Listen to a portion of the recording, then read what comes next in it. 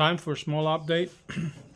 It is the 8th of May, and I am, where's that? A little less than 2 weeks short of my next PSA, so halfway through this period.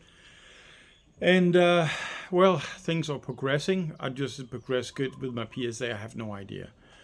But nothing of what I'm doing is static, so I'm still trying to improve it. I can't remember if I mentioned that in my last video, but I figured out that a 2-strain cannabis is not the best way to do it. Everybody else does it with 10-15 strains, but I've already been spending a lot of money on this, and there's been a lot of school money in it as well, where I've been fucked over because I was ignorant to so many things. But now I'm on track. I've got the right contacts and I've got the right products, and they are very good quality for most part. But now I'm just basically running out of money. I just can't keep doing it. So I've ordered the last 2 strains, and when I get them, I will be at 8 strains. Now, until recently, I was only at 2 strains. It was the CBD strain, the Sour Super Haze, as I've been mentioning, and it was the Night Move. But I've also been looking at it, and I've been very fortunate, given that I need a indica dominant strains and I need high THC levels, and it turns out Night Move is just one of the best one when it comes to that. It doesn't have any CBD or CBG content, which is a little bit annoying, but I've found other strains that does. Just today, just like 30 minutes before this video, found a strain was called yeah, it's a good question now what it's called. Now I can't remember, so many names. But it was a 32% THC. It's an indoor strain. It was 70% indica, 30% sativa. And it had 3% CBD as well. So we're talking gigantic level of THC, and we're talking CBD as well. I mean, it's just a beautiful one. But it's an indoor plant, and I just got an offer saying 10,000 baht for 100 grams. That's just way out of my budget.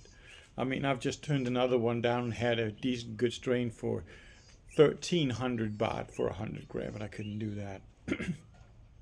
So anyway, what I'm doing is back in the days when I settled on those 2 strains, I pre-made 4 bottles of 30 milliliter in each, because that equates to 6 suppositories. So I know that there are 6 grams in there, and there was the ratio of 4:1 THC to CBD. So all I'm doing now is I'm just taking that 30 milliliter bottle, and I just add on the strains, that the RSO that I made as I go. So lately I've been at a 5 strain, and today I just mixed it up for the 6th strain, and I'll start that tomorrow.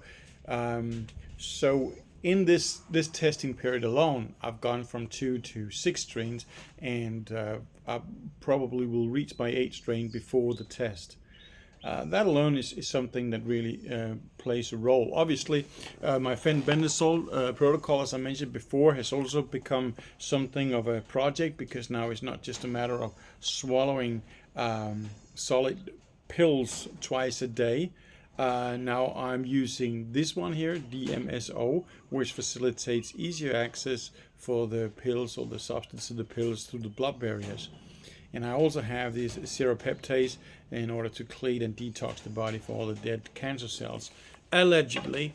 But one of the biggest leaps in that spectrum is that now I got German tested, verified, certified Fenben Lab powder. And it came with a little spoon with it as well, because it's supposed to be 222 milligram you need each time, and allegedly if you do a scrape spoon of that, that's exactly what you get. Now, this is pure, so 222 milligram of this is 222 milligram of what I need. In comparison, I can say that I had these tablets, and I didn't use all of them because I only took 5 at a time. But in order to reach my target, I need 7 tablets. That's 1,050 milligrams. I need 1,000 milligrams a day, so 1,050. If I took 6 tablets or pills, it would be 900 milligrams. So it was a bit slow. And I took 5 a day, so I've been at 750 milligrams. If I was supposed to do the equivalent of that with this one here, I would end up with 750 milligrams of substance, which I have to dilute with my DMSO, which in turn means I need a lot less DMSO, contrary to if I'm doing it with the pills. And the pills, they are at, I just measured it, was 5 grams for 5 pills, 1 gram a pill. So we need to dilute 5 grams of powder, or you need to dilute less than 1 gram of powder. I need a lot less of this. And I can tell you now, I've been using this. The first couple of days, allegedly, I was smelling so bad that my wife, through the last 16 years, actually suggested genuinely that if it was going to continue to smell that bad, then I had to move into our guest room and sleep there. So it does give a bad smell. I've heard that it gives a kind of a garlicky kind of smell, but what do I know? When you're in it yourself, I don't know. I have no experience with it. I can only tell that my wife is a very tolerant lady, and for her to reach out to conclusions like that, it must have been very bad smell. So yes, that's where we are.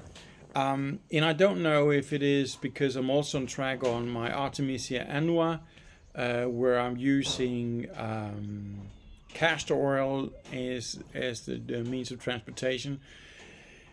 And maybe because I'm doing everything right now, I'm on 100% protocol for YARA-02, but I am tired. I am really tired. And I have to run according to my own plans every second day. I have to do at least 5K, and it is a drag to get my butt out there. I understand that it could also be the heat. I mean, 40 degrees is not fun.